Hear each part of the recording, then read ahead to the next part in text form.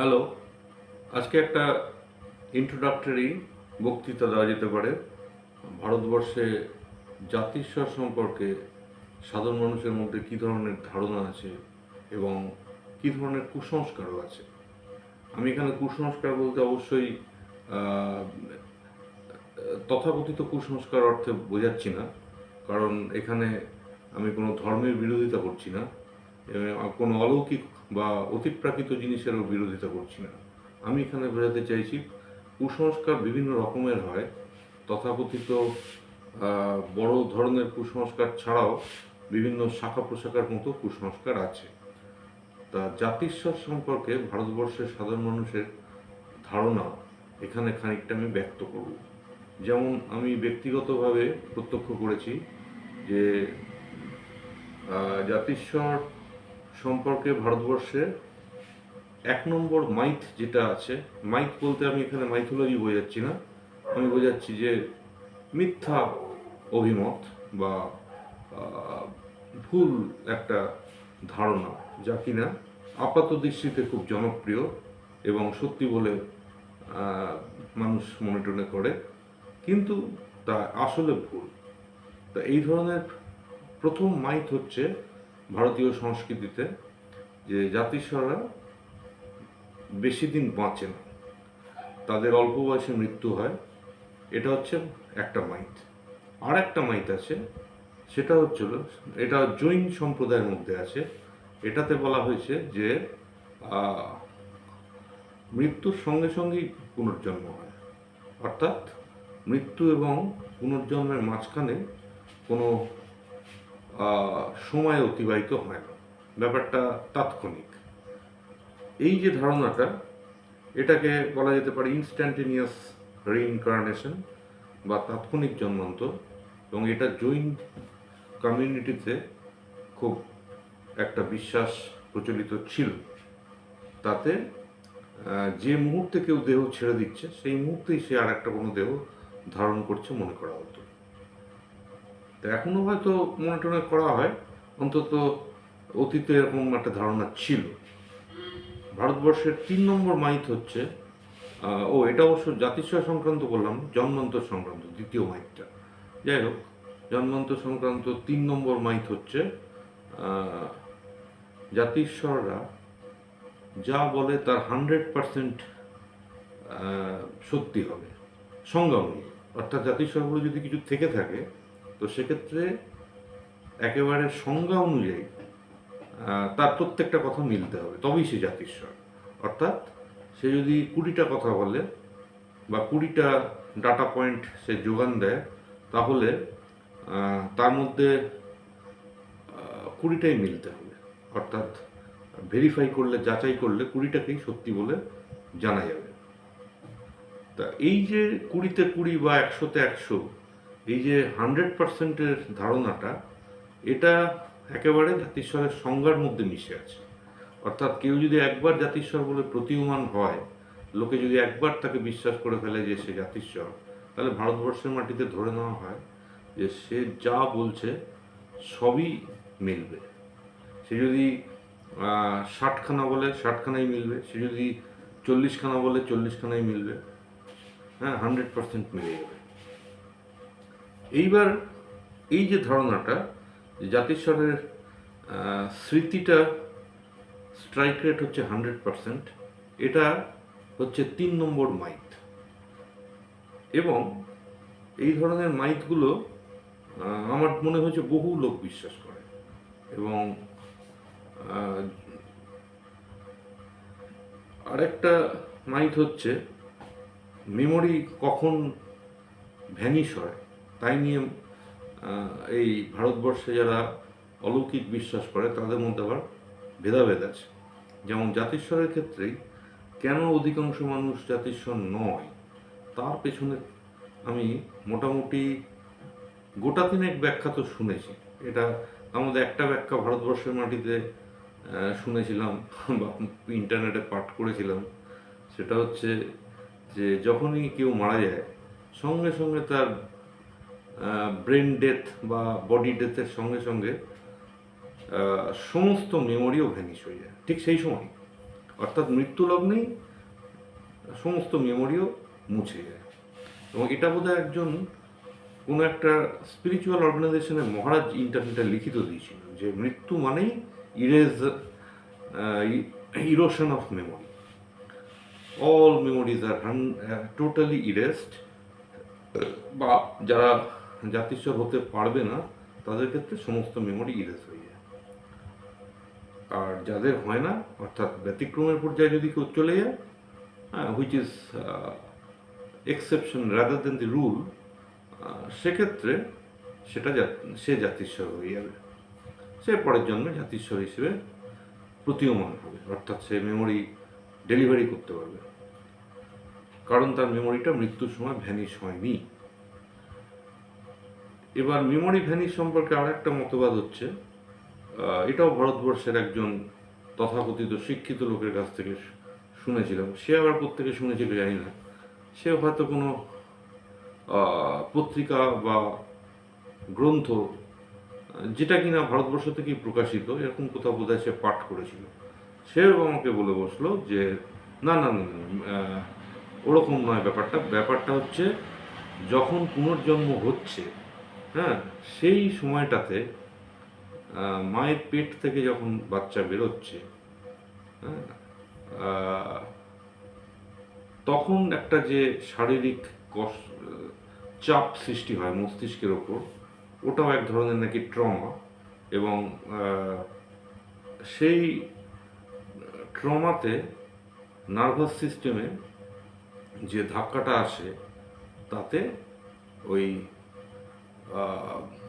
পেটের মধ্যে থাকা বাচ্চাটার যদিও পূর্বজন্মের স্মৃতি বহাল ছিল, কিন্তু জন্ম লগ্নে সেই ট্রমাতে সেই স্মৃতিটা ধ্বংস হয়ে যায়।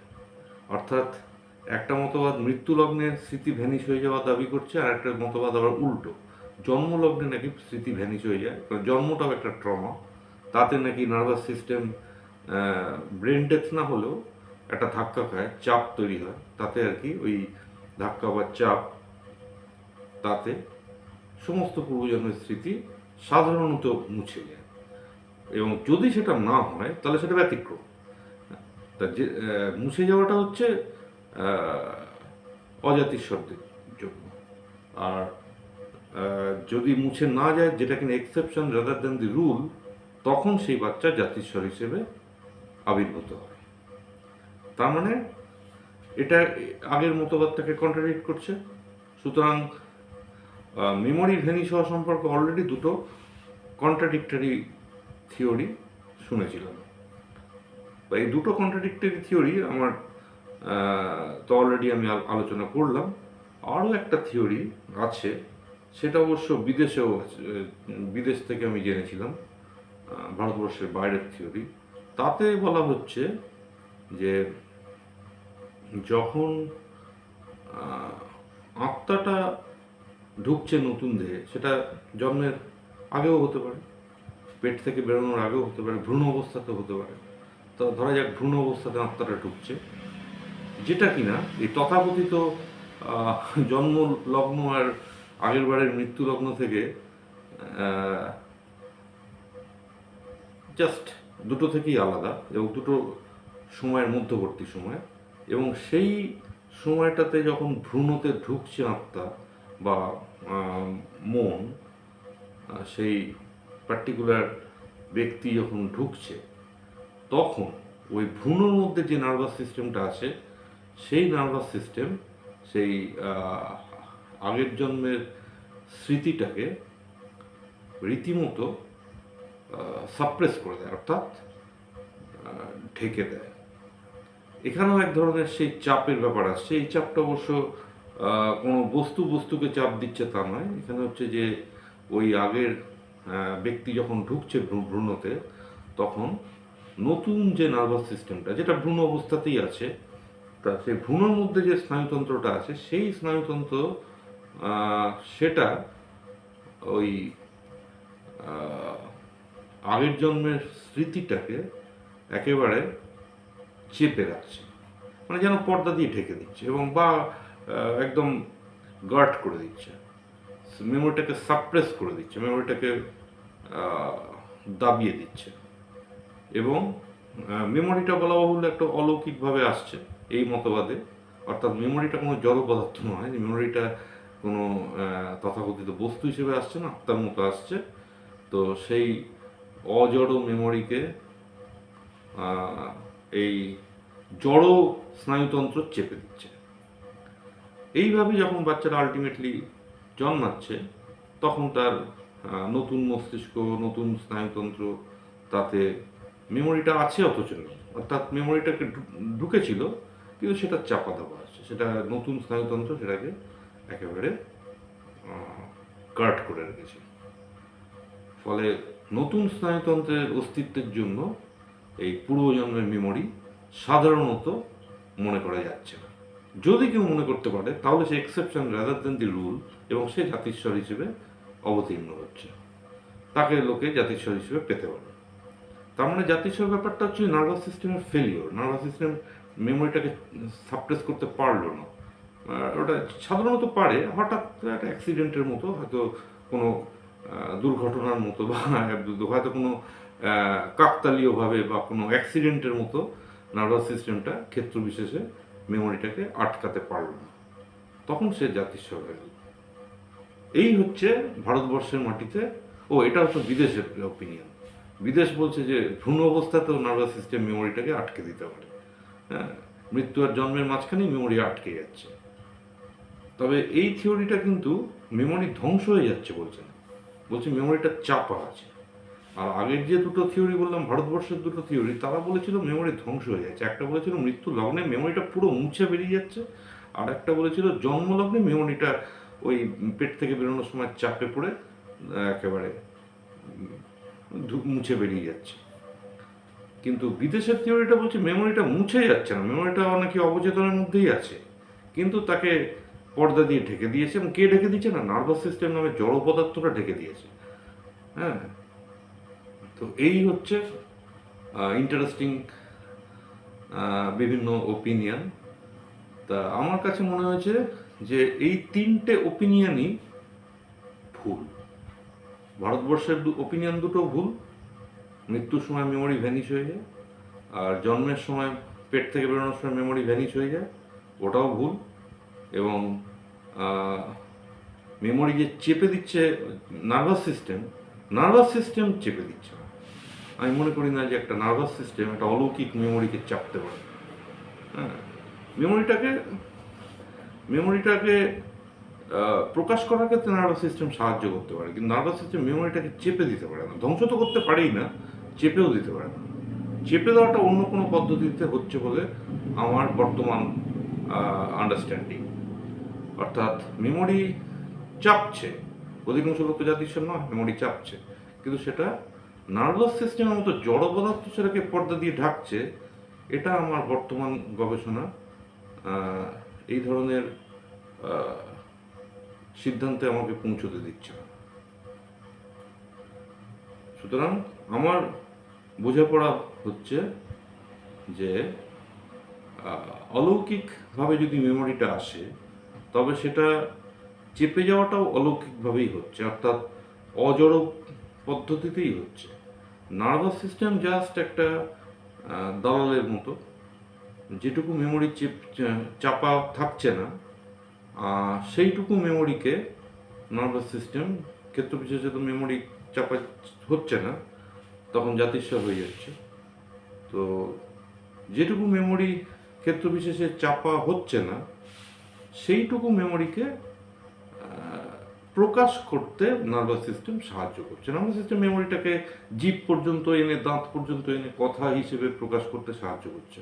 নার্ভাস সিস্টেম মেমোরিটাকে চিন্তা শক্তির বা মেমোরিটাকে কখন বলবো কখন বলবো না এই ধরনের হয়তো ডিসিশন মেকিংয়ের ব্যাপারে অ্যালার্ট করে দিচ্ছে, এরকম মিডিয়াম হিসেবে কাজ করছে। মেমোরি যেটাকে চাপা যায়নি কোনো কারণে, সেই মেমোরিটাকে প্রকাশনার ক্ষেত্রে পাবলিশারের মতো কাজ করছে। Nervous system is not the author, সে প্রকাশনা করছে। তো এইটা হচ্ছে জাতিস্বর সম্পর্কে একটা বিশেষ আন্ডারস্ট্যান্ডিং।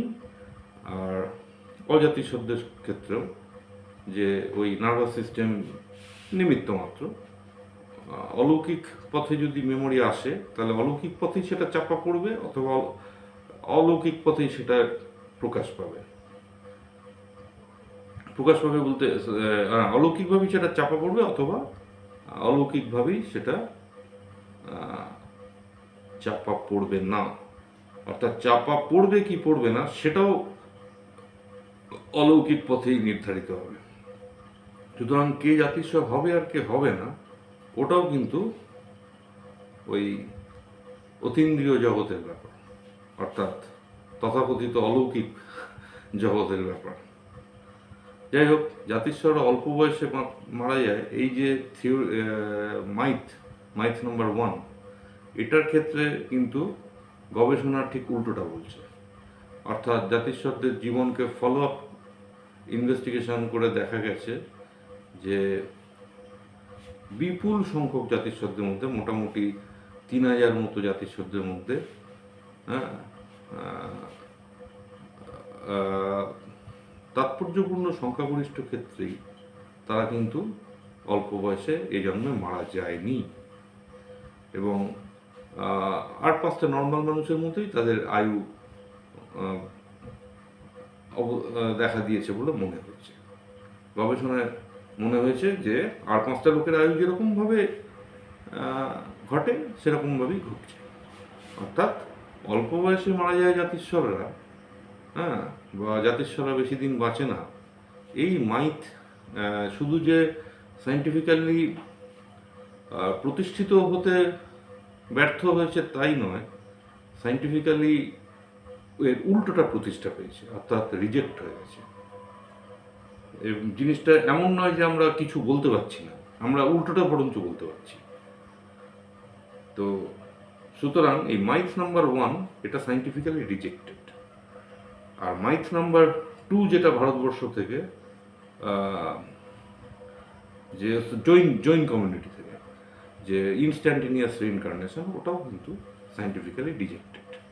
ইনস্ট্যান্টেনিয়াস রিইনকার্নেশন সাধারণত হয়, যদি হয় সেটা exception rather than the rule, কিন্তু সবসময় হচ্ছে জৈন কমিউনিটিতে এরকম মানে প্রচার পেয়েছে। আমার মনে হয় না অরিজিনাল জৈন ধর্ম এরকম কথা ছিল।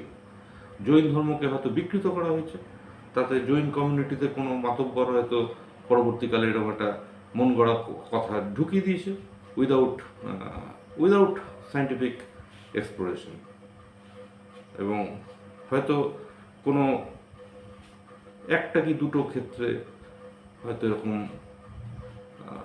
হলেও হতে পারে। হয়তো জৈন কমিউনিটিতে একটা দুটো এরকম ঘটনা জাতিস্বরের, হয়তো এরকম জাতিস্বরের ঘটনা ঘটেছে, কিন্তু সেই একটা দুটো ঘটনার ভিত্তিতে একেবারে জেনারেলাইজ করে দিল, এটা আনসাইন্টিফিক।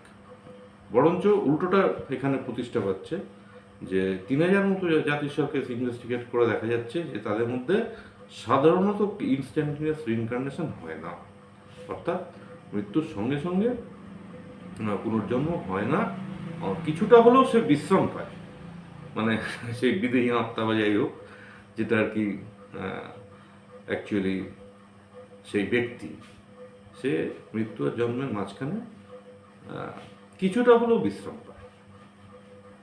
তো সুতরাং এই যে ইন্টারমিশন পিরিয়ড বলা যায়, বা বিদেহী অবস্থা বলা যায়, দেহহীন অবস্থায় ব্যক্তির সময় কিন্তু কিছুটা অতিবাহিত হয়। সুতরাং এটাও একটা মাইথ, জৈন কমিউনিটির মাইথ, জৈন রিলিজিয়ান বলাটা ঠিক না, জৈন কমিউনিটির মধ্যে চালু হওয়া মাইথ, এটাও কিন্তু রিজেক্টেড। ভাস্ট মেজরিটি কেসে কিন্তু ইনস্ট্যান্টেনিয়াস রিইনকার্নেশন ঘটেনি। অন্যদিকে মাইথ 1ও রিজেক্টেড, ভাস্ট মেজরিটি কেসে অল্প বয়সে মৃত্যু ঘটেনি। এইরকমভাবে আরও অনেক মাইথ হয়তো ভারতবর্ষের মাটিতে চালু আছে, হয়তো বিদেশের মাটিতেও চালু আছে, সেগুলো খবর নিতে হবে। এরকম আর কি কি কুসংস্কার ঢুকে যাচ্ছে, হয়তো এই অলৌকিক ব্যাপারটাকে ডাইরেক্টলি বিরোধিতা করছে না, কিন্তু তার ওপরে উল্টোপাল্টা ওপিনিয়ন চালু করে দিয়ে অলৌকিক বা এই যে অতীন্দ্রিয়বাদের যে দর্শন, সেটাকে কিন্তু পরোক্ষে ইচ্ছাকৃত হোক অনিচ্ছাকৃত হোক একটা হাস্যকর জায়গায় নিয়ে আসছে। এবং এটাও এক ধরনের বলা যেতে পারে অতীন্দ্রিয়বাদকে মস্করার করার পর্যায়ে চলে যাচ্ছে। সুতরাং এই মাইথগুলো সম্পর্কে সচেতন হতে হবে, এবং সেটা হতে হবে বিজ্ঞানের নিদর্শনের ভিত্তিতে। সুতরাং অমুক বলেছে অমুক, বা অমুক কমিউনিটিতে অমুক কথা চালু আছে, আমাদের সমাজে এরকম একটা কথা শোনা যায়, লোকে বলে এই, হ্যাঁ, বা কথায় বলে এই, বা ও এই তো আমি জানতাম, এটাই ঠিক হবে। এই ধরনের বিভিন্ন যে উৎস, জ্ঞানের উৎস, বা আমি বলবো তথ্যের উৎস, এগুলোকে ভেরিফাই করা উচিত। কিভাবে ভেরিফাই করা উচিত? আধুনিক যুগে ইন্টারনেট আছে, আধুনিক যুগে বিজ্ঞান আছে, অফিসিয়াল সায়েন্স, সেখানে যে সায়েন্টিফিক মেথড আছে, তাতে যে ধরনের নিদর্শন পাওয়া গেছে, আমি একটা উদাহরণ দিচ্ছি, ইউনিভার্সিটি অফ ভার্জিনিয়া, সেখানকার একটা পার্টিকুলার ডিপার্টমেন্ট এই নিয়ে প্রচুর গবেষণা করেছে, এবং এখনও গবেষণা অফিসিয়ালি চালু থাকার কথা। সেখান থেকে যা যা সিদ্ধান্ত আসছে, সেই ধরনের নিদর্শনের ভিত্তিতে মানুষকে ওয়াকিবহাল হতে হবে যে কী ধরনের সংস্কার, এই কুসংস্কার সমাজে ঘুরে বেড়াচ্ছে, এবং অতীন্দ্রিয়বাদের মধ্যে কোন জিনিসটা সঠিক আর কোন জিনিসটা বেঠিক সেটা কিন্তু ফিল্টার করার ব্যাপার আছে, অর্থাৎ ছাঁকনি দিয়ে বেছে নেওয়ার ব্যাপার আছে। যাই হোক, আপাতত বক্তব্য শেষ করার দিকে। জাতিস্বর গবেষণা বর্তমান পৃথিবীতে উল্লেখযোগ্য জায়গায় এগোচ্ছে, এবং সব থেকে বড় ব্যাপার হচ্ছে ইন্টারনেটের দৌলতে ইদানিংকালে এটা অবিশ্বাস্য রকম প্রচার পেয়েছে। এবং এই প্রচারটা অবশ্যই বিরোধী পক্ষ আছে, তারা এখনও নিদর্শন হাতে পেয়েও সেটাকে নিদর্শন বলতে নারাজ যেমন মানুষ আছে, কিন্তু নিদর্শন উত্তরোত্তর বেড়ে চলেছে। সুতরাং বিরোধী পক্ষের এখন বক্তব্যটাও খানিকটা অন্যরকম হয়ে যাচ্ছে, অর্থাৎ খানিকটা বক্তব্যটা সংকুচিত হয়ে যাচ্ছে। এনিওয়ে, বক্তব্য তার থাকতেই পারে, ব্যক্তিগত বিশ্বাস যার যেটা আছে সেটাকে পরিবর্তন করাটা সহজ নয়, কিন্তু বিরোধিতার যে বক্তব্য সেটা এখন একটু সংকুচিত হয়ে যাচ্ছে, যেহেতু নিদর্শন বৃদ্ধি পাচ্ছে। প্রশ্ন হচ্ছে যে যদি কাউকে দায়ী করতে হয় যে আমার বিশ্বাসের উল্টো বিশ্বাস কেন ইন্টারনেটে প্রচার পাচ্ছে, তাহলে আমার তো মনে হয় দায়ী করা উচিত বিজ্ঞানকে, অর্থাৎ বিজ্ঞানী নাটের গুরু, যে কিনা এই ধরনের বিশ্বাসকে বদলে দেওয়ার উপক্রম করছে। বহু মানুষ এই ধরনের অতীন্দ্রিয়বাদকে বিরোধিতার ইতিহাস থেকে করে আসছে যুগ যুগ ধরে, কিন্তু তাদের ইতিহাসের পাতায় তাদের বিরোধিতা খুব প্রবল ছিল, কারণ তখন বিজ্ঞান এতটা এগোয়নি। এখন সেই তীক্ষ্ণতাটা কিছুটা হলেও কমছে। জাতিস্বরের ব্যাপারে আরও যে মাইথোলজি বা মাইথ ঘুরে বেড়াচ্ছে, তার মধ্যে বিভিন্ন রকম মাইথ থাকতে পারে। যেমন একটা হচ্ছে কর্মফলকে যেখানে সেখানে ডেকে আনা হচ্ছে, যে জাতির যে জন্মান্তর কেসের মধ্যে মেশানো হচ্ছে, হ্যাঁ, কর্মফলকে প্রতিষ্ঠা করার জন্য, বা কর্মবাদকে যেভাবে হোক মানুষের মধ্যে আশার আলো দেখানোর জন্য, বা মানুষকে ভয় দেখানোর জন্য হোক, মানে খারাপ মানুষকে ভয় দেখানো, ভালো মানুষকে আশার আলো দেওয়া, হয়তো উদ্দেশ্যটা ভালোই, কিন্তু কর্মবাদকে যদি জাতিস্বর কেসের মধ্যে না ঢোকালেও সামগ্রিকভাবে জন্মান্তরের সঙ্গে মেশানোর ক্ষেত্রে একটু সতর্কতা অবলম্বন করা উচিত। কারণ বৈজ্ঞানিক গবেষণাতে কিন্তু ওই পাপ পুণ্যের কর্মবাদের এখনো সেরকম নিদর্শন পাওয়া যায়নি, প্রায় পাওয়া যায়নি কোনো নিদর্শন। সুতরাং এখানে যদি কর্মবাদকে যেখানে জন্মান্তরের সঙ্গে আরবিট্রারিলি মেশানো হয়, অর্থাৎ র্যান্ডামলি বা যা হোক তা হোক করে যদি লোকে মেশাতে থাকে, তাহলে কিন্তু বিভিন্ন রকম সমস্যা হতে পারে। একটা সমস্যা হচ্ছে যে ভিকটিম তাকে দায়ী করা হচ্ছে, তাহলে তো প্রশ্ন জাগে যে মানুষকে হাসপাতালে নিয়ে যাবো না, তার চিকিৎসা করবো না, কারণ সে পূর্বজন্মে পাপ করেছিল তাই সে অসুস্থ। সুতরাং ডাক্তার প্রফেশনটাকে আটকে দেওয়া উচিত, বা নার্সিং ব্যাপারটাকে আটকে দেওয়া উচিত। কারণ নার্সিং করা মানে সেই পাপীকে কি বলবো, সাপোর্ট করা হচ্ছে। সে যে কর্মফলটা ভোগ করছে আগের জন্মের পাপের ফল, সেটা ভোগ করুক। তাকে কেন নার্সিং করা হবে, তাকে কেন চিকিৎসা করা হবে? তাহলে তো তাকে সে ফলাফলটা ভোগ করতে দেওয়া হচ্ছে না, তাকে তো শাস্তি দেওয়া হচ্ছে না, এটা তো ঠিক নয়। তাকে শাস্তি পেতে হবে, এটা তার কর্মফল। সুতরাং এখানে বিভিন্ন রকম প্রশ্ন এসে যায় যে ভিকটিম, তাকে উইদাউট এভিডেন্স সে যে পূর্বজন্মে পার্টিকুলার পাপটা সত্যিই করেছে তার কি প্রমাণটা আছে, সেটা যদি নিদর্শন হিসেবে পাওয়া যায়, সেক্ষেত্রে একটা প্রশ্ন আসতে পারে যে সে সত্যি এরকম একটা পাপ করেছিল। কিন্তু in the absence of concrete evidence, সেই অসুস্থ ব্যক্তি বা বিপন্ন ব্যক্তিকে আমি সাহায্য করছি না, নিছক পূর্বজন্মে সে খারাপ কাজ করেছে অনুমানের ভিত্তিতে ঘোষণা করে তাকে আর সাহায্য করছি না, এটা খুব সাংঘাতিক একটা অসামাজিক আচরণ হয়ে যায়। সুতরাং কারোর জীবনে কোনো খারাপ কিছু ঘটলেই সে যে পূর্বজন্মের পাপের ফল ভোগ করছে, এটা দুম করে বলাটা ঠিক না, যতক্ষণ না কনক্রিট এভিডেন্স আসছে। উপযুক্ত ইম্পিরিক্যাল এভিডেন্সের অবর্তমানে কখনো ভিকটিমকে ব্লেম করা উচিত নয়। যদি প্রমাণ করা যায় যে হ্যাঁ সত্যিই পূর্বজন্মে তার সেই ব্যক্তি ছিল এবং এই ব্যক্তি হিসেবে এই ঘটনা ঘটিয়েছিল এবং ঘটনাটা খারাপ ঘটনা ছিল, এবং আজকের এই বাজে ঘটনাটা হচ্ছে ওটার জন্যই হচ্ছে, তখন প্রশ্নটা অন্যরকম। কিন্তু সেরকম প্রমাণ না থাকলে ভিকটিমকে কেন ব্লেম করা হবে? ভিকটিমকে বরঞ্চ সমাজ যেটা চেষ্টা চালায় এতকাল ধরে, অর্থাৎ ভিকটিমকে সাহায্য করা, এমনিতে সমাজের যেটা টার্গেট থাকে, হসপিটালে নিয়ে যাওয়া অথবা কোনোভাবে সাহায্য করা, সেই জিনিসটা তো কোনোটা সামাজিকতা। সুতরাং কর্মবাদের সিদ্ধান্ত সম্পর্কেও খুব সচেতন হতে হবে, ওটাও যেন এরকম মাইথোলজি, এই মাইথের মতো হয়ে না যায়। এই জাতিসত্ত্বের অল্প বয়সে মৃত্যু হওয়া, রিইনকার্নেশন ইনস্ট্যান্টেনিয়াস হয়, তাৎক্ষণিক পুনর্জন্ম ঘটে, এবং সব ক্ষেত্রেই তাৎক্ষণিক পুনর্জন্ম ঘটে।